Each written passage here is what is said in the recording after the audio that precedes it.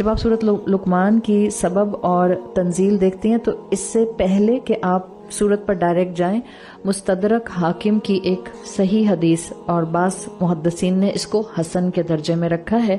یہ ایک ایسی حدیث آتی ہے جس کو آپ جنیرک فارم میں قرآن کی آیات کی کیٹیگرائزیشن پر اپلائی کر سکتے ہیں. جنیرک اس طرح سے ہے کہ اللہ کے رسول صلی اللہ علیہ وسلم نے اس حدیث میں اس طرح سے صورتوں کو ڈیوائیڈ کر دیا ہے پورے مصحف کی، کہ جس میں 4 براڈ کیٹیگریز میں تمام 114 صورتیں فال کرتی ہیں. جیسے آپ صلی اللہ علیہ وسلم نے فرمایا، اس میں الفاظ آتے ہیں اوتیت السبع الطول مکان التورات. اللہ کے رسول صلی اللہ علیہ وسلم نے فرمایا مجھے تورات کی جگہ پر 7 طویل صورتیں عطا کی گئی ہیں. اوتیت مجھے عطا کی گئی ہیں، طول یعنی کہ لیندی ونس، لانگ سوراس، مکانت تورات، تورات کی جگہ پر. اگر آپ تورات کی ٹیچنگز کو سمجھتے ہیں تو آپ کو پتہ ہے کہ تورات میں احکامات تھے، تورات میں شریعت تھی، تورات میں موسیٰ علیہ السلام کے قوم کے حوالے سے جتنے احکامات آئے ہیں وہ سب تورات میں موجود تھے. تو اللہ کے رسول صلی اللہ علیہ وسلم کہہ رہے ہیں کہ مجھے تورات جیسی، تورات کی جگہ پر 7 طویل صورتیں دی گئی ہیں. اور پھر یہ 7 طویل صورتیں آپ نے بتایا کون سی ہیں؟ البقرہ سے سورۃ انفال تک.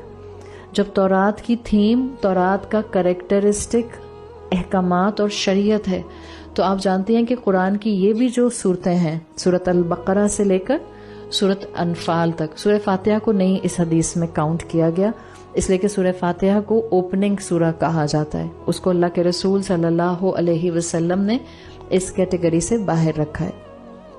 تو اللہ کے رسول صلی اللہ علیہ وسلم نے کہا کہ مجھے تورات کی جگہ 7 صورتیں دی گئی ہیں. پہلی کیٹیگری بنتی ہے آپ کی سورۃ البقرہ سے لے کر سورۃ انفال تک. پھر آپ نے فرمایا وَأُوتِيتُ الْمَعِينَ مَكَانَ الزَّبُورِ، مجھے زبور کی جگہ پر معین عطا کی گئی ہیں. معین زیادہ تر وہ صورتیں ہیں جن کا نمبر 100 میکسیمم 200 سے اوپر نہیں جاتا، اور یہ صورتیں آتی ہیں سورۃ یونس سے لے کر سورۃ فاطر تک. اگر آپ کو زبور کا کریکٹرسٹک یا زبور کی صفت معلوم ہے، زبور کس نبی پر آئی تھی؟ داؤد علیہ السلام پر. اور زبور میں اللہ کی حمد ہے. زبور، داؤد علیہ السلام ایکچولی بنی اسرائیل ہی کے نبی ہیں. داؤد علیہ السلام وہی شریعت فالو کرتے تھے جو موسیٰ علیہ السلام لے کر آئے تھے. داؤد علیہ السلام موسیٰ علیہ السلام کے بعد آئے تھے، تو داؤد علیہ السلام کی شریعت وہی تھی جو موسیٰ علیہ السلام کی شریعت تھی. زبور دی گئی تھی اللہ کی حمد کے طور پر. اس کے اندر آپ کو اللہ کی حمد، اللہ کی پریز بہت ملتی ہے. تو یہ جو آپ کو صورتیں قرآن کی ملتی ہیں جن کو اللہ کے رسول صلی اللہ علیہ وسلم نے معین صورتیں کہا ہے، ان صورتوں میں سورۃ یونس سے لے کر سورۃ فاطر تک آتا ہے معاملہ، اور سورۃ لقمان بھی اسی کیٹیگری میں معین صورتوں میں فال کرتی ہے.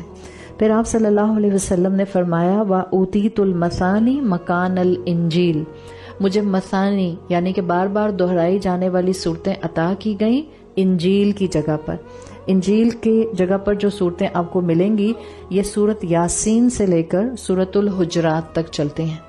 معین صورتیں جو سورۃ یاسین سے لے کر، مثانی صورتیں جو سورۃ یاسین سے لے کر سورۃ حجرات تک چلتے ہیں. اور چوتھی کیٹیگری آپ نے فرمایا وَفُضِلْتُ بِالْمُفَصَّلِ، مجھے تمام انبیاء پر فضیلت دی گئی ہے مفصل کے ذریعے.